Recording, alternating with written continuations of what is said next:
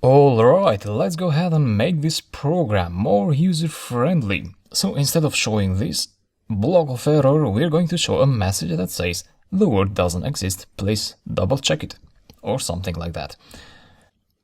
So the way to do it is, let me go to the Python interactive shell. You can check something like that, rain in data, and you get true. If you do this in data, you get false. So we need to make use of this and say if word in data, sorry, this has to be w, we're talking about this variable, and so if w in data,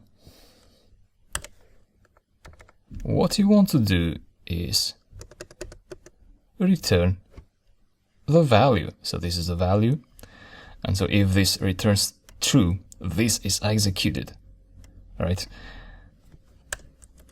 Else return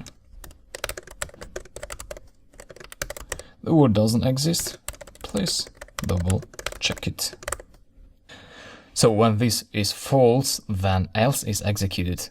This actually the expression under else is executed, and this is not executed.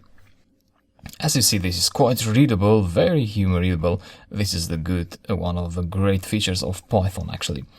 And so I can save this now and go here, execute the program. Rain would work as before, and this says the word doesn't exist, please double check it. So as easy as that. So the program is taking shape. However, you need to do more tests to check for different inputs, in order to take into consideration every possible input that the user may put there. So let's say the user puts rain in uppercase letters, and this says the word doesn't exist, but actually rain is a word that exists in your data set.